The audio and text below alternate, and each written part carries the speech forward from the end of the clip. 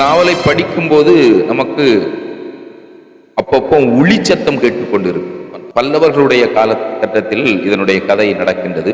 மாமல்லபுர சிற்பங்களை செதுக்குவதற்கு ஆரம்பித்து வைத்தவர் மகேந்திரவர்ம பல்லவர். அப்பா, அந்த பாறையை பாருங்க, யானை மாதிரி இருக்கு. இந்த பாறையை பாருங்க, ரதம் மாதிரியே இருக்கு பாருங்கப்பா. சிவகாமி இருக்கிறாங்க. பரதநாட்டிய கலையிலே உச்சம் பெற்றவர் புலிகேசியினுடைய அண்ணன் நீலகேசி. அவரும் ஒரு வில்லன் தான். புத்த பிட்சுவாக மாறியிருப்பான். புத்த பிட்சுவாக மாறியிருந்தாலும் சிவகாமியை பார்த்த பின்பு அவனுடைய மனது சலனப்படுகின்றது. பிராயம் வரைக்கும் அவருக்கு பெண்கள் என்பதே என்ன அப்படிங்கக்கூடியது தெரியாது. எழுத்தும் சரி பேச்சும் சரி கேட்பவர்களுக்கு அல்லது வாசிப்பவர்களுக்கு அந்த உணர்வினை ஊட்டி அந்த உலகத்திற்குள் அந்த சூழ்நிலைக்குள் வாசகர்களை அழைத்து செல்ல வேண்டும். காஞ்சி மாநகருக்குள்ள அழைச்சிட்டு போயிடுவாரு. யானை படைகளுக்குள்ள நம்மளை நடக்க விடுவாரு. குதிரைப்படைகளோடு நம்மை ஓட விடுவாரு. ஒரு தலைமை சிற்பிதான் ஆயனார். ஆயனாருடைய அந்த ஆயனார் என்ற தலைமை சிற்பியினுடைய மகள் சிவகாமி. அவள்தான் கதையினுடைய நாயகி. அற்புதமான ஒரு நாட்டிய மங்கை. கதை இப்படித்தான் ஆரம்பிக்கின்றது. அவளுடைய நாட்டிய அரங்கேற்றம் நடைபெற்று கொண்டிருக்கின்றது. அது பாதியில் தடைபட்டு விடுகின்றது. ஏன் தடைபட்டு விடுகின்றது என்று சொன்னால், எல்லோரும் ரசித்துக் கொண்டிருக்கின்றார்கள். அப்ப அவருக்கு ஒரு செய்தி வருகின்றது. புலிகேசி நம்முடைய காஞ்சி நகரை நோக்கி வந்து கொண்டிருக்கின்றான், படையெடுத்து வந்து கொண்டிருக்கின்றான் என்ற ஒரு செய்தி வரும் பொழுது அந்த நாட்டிய அரங்கேற்றம் தடையுறுகின்றது. அப்படிதான் கதை ஆரம்பிக்கின்றது. அப்புறமா அது அப்படி கதை போயிட்டே இருக்கின்றது. மிகப்பெரிய ஒரு நாட்டிய மங்கையாக அங்கே சிவகாமி வருகின்றார். இந்த சிவகாமிக்கும், தலைமை சிற்பியினுடைய மகள் சிவகாமிக்கும், மகேந்திரவர்மன் மன்னவனுடைய மகன், அந்த குழந்தை சொன்னோம் இல்லையா, நரசிம்மன், கொஞ்சம் வளர்ந்து பெரியவராங்கிறாங்க. ரெண்டு பேரும், இருவருக்கும் இடையே ஒரு காதல் அரும்புகின்றது. அற்புதமான ஒரு வளர் இளம் பிராயத்து காதல் என்று நாம் சொல்லலாம். இந்த அளவிற்கு அந்த காதலை நம் மனதுக்கு மிக மிக நெருக்கமாக எழுதியிருப்பார் கல்கி அவர்கள். அந்த காதலும் ஒரு பக்கம் வளர்ந்து வருகின்றது. இதுல ரொம்ப முக்கியமாக இந்த சிவகாமியின் சபதத்தில் நாம் உற்று நோக்கும் பொழுது அதுல 63 நாயன்மார்களில் 5 நாயன்மார்கள் இங்கே கதாபாத்திரங்களாக இருக்கின்றார்கள். சிவகாமியின் சபதம் நாவல்ல 5 சிவனடியார்கள். அவங்கள நம்ம நாயன்மார்கள்ல தெரிஞ்சிருப்போம். அந்த 5 பேர் இங்க வர்றாங்க.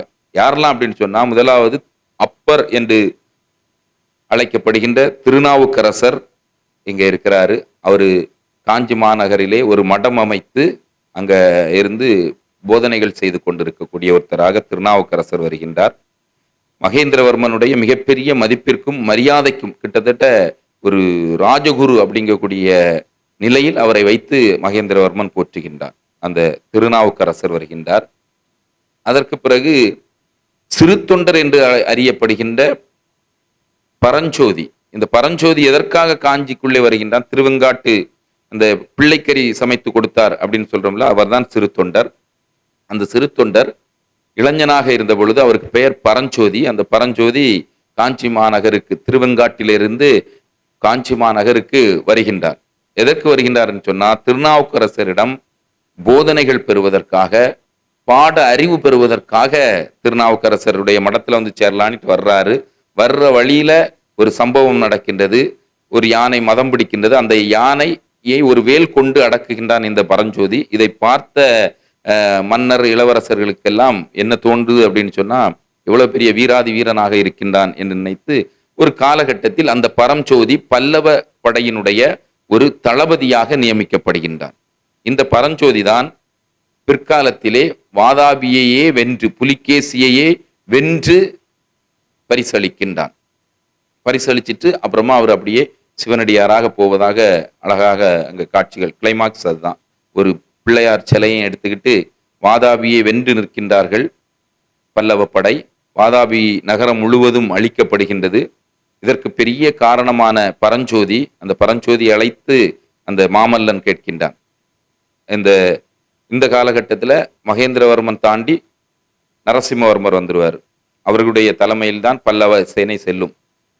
கேட்கின்றார் பரஞ்சோதியிடம், உனக்கு என்ன வேணும் கேளு. இந்த மிகப்பெரிய வெற்றிக்கு, மாபெரும் வெற்றிக்கு நீதான் காரணம். உனக்கு என்ன வேணும் பரஞ்சோதி கேளு. நான் உனக்கு சில நாட்டினுடைய சில பகுதிகளை தருகின்றேன் அப்படின்னு சொல்றாரு. வேண்டாம் அப்படிங்கிறாரு. பொன்னும் பொருளும் யானைகளும் குதிரைகளுமாக தருகின்றேன் என்று சொல்லுகின்றார். அதுவும் வேண்டாம் என்கிறாரு. என்னதான் வேணும் அப்படின்னு கேட்கும் பொழுது பரஞ்சோதி கேட்டதெல்லாம் ஒண்ணுதான், எனக்கு எதுவுமே வேண்டாம், இந்த வாதாபி கோட்டையின் முன்பு இருக்கின்ற ஒரு அழகான ஒரு தெய்வீகமான ஒரு பிள்ளையார் சிலை, விநாயகர் சிலை இருக்கின்றது, இந்த விநாயகர் சிலையை மட்டும் நான் எடுத்துக்கொள்வதற்கு நீங்கள் அனுமதிக்க வேண்டும் என்று கேட்கின்றார். அந்த ஒரு விநாயகர் சிலையை மட்டும் எடுத்துக்கொண்டு அவர் திருப்பி செங்காட்டில் வந்து அந்த விநாயகரை நிறுவி அங்கிருந்துதான் முதலாவதாக விநாயகர் வழிபாடு ஆரம்பமாவதாக நாம் அறிகின்றோம் என்று சொன்னால் அப்படி ஒரு விஷயம் இங்கே இந்த குறிப்பிடப்படுகின்றது. இப்படி பரஞ்சோதி வருகின்றார், திருநாவுக்கரசர் வருகின்றார், அப்புறமா மங்கையர்க்கரசியார் மதுரையை ஆண்ட பாண்டிய மன்னன் நெடுமாறனுடைய மனைவி அந்த மங்கையர்க்கரசியார். இவரும் சிவனடியாராக அறியப்பட்டவர். இந்த மதுரை பாண்டிய நாடு என்பது சமணத்தில் திளைத்து கிடந்த பொழுது அந்த சமணத்தில் இருந்து மக்களை மீட்டெடுப்பதற்காக இந்த மங்கையர்க்கரசியார் தான் திருஞான சம்பந்தரை அந்த பிள்ளையை அழைத்து வருவார் பாண்டிய நாட்டிற்கு. அந்த மங்கையர்க்கரசியார் இங்கே ஒரு முக்கிய கதாபாத்திரத்திலே வருகின்றார். அதுபோல குலச்சிறையார், மங்கையர்க்கரசியாருடைய அமைச்சர் குலச்சிறையார் வருகின்றார். கலிப்பகையார் என்கின்ற அந்த சிவனடியார், அந்த கலிப்பகையார் பல்லவன் படையினுடைய இன்னொரு சேனாதிபதியாக கலிப்பகையாரும் வருகின்றார்கள். இப்படி 5 சிவனடியார்கள், 5 நாயன்மார்கள் இந்த சிவகாமியின் சபதத்தில் முக்கிய கதாபாத்திரத்தில் வருகின்றார்கள். இப்படித்தான் இந்த கதை போகின்றது. இன்னொன்னு இதுல வில்லம் இருக்கக்கூடிய புலிகேசியினுடைய படையை அவர் வர்ணிக்கும் பொழுது அந்த நாவல்ல அவ்வளவு பிரம்மாண்டமாக, உண்மையிலேயே அந்த வர்ணனைக்கு ஏற்றவாறு அதை காட்சிகளாக ஆக்க முடியுமா, சினிமா ஆக்க முடியுமா அப்படின்னு சொன்னா அது கொஞ்சம் கஷ்டம். அந்த அளவிற்கு பிரம்மாண்டமான வர்ணனை என்று நாம் சொல்லலாம். 15,000 யானை படைகள், அந்த யானைகளை பற்றி, அதுல இருக்கக்கூடிய குதிரைகளை பற்றி அவர் விவரிக்கும் பொழுது நம்முடைய கற்பனைக்கு கூட சில நேரங்கள் பிடிபடாத வகையில அந்த அளவுக்கு பிரம்மாண்டமான ஒரு படை புலிகேசியினுடைய படை. அந்த படையோடு தான் அவர் காஞ்சியை தாக்குவதற்கு வந்து நிற்பார். அதிலிருந்து அவரை தடுத்து நிறுத்தி எப்படி மீண்டும் பல்லவ சாம்ராஜ்யத்தை நிறுவினார்கள் என்பதுதான் கதையொட்டு.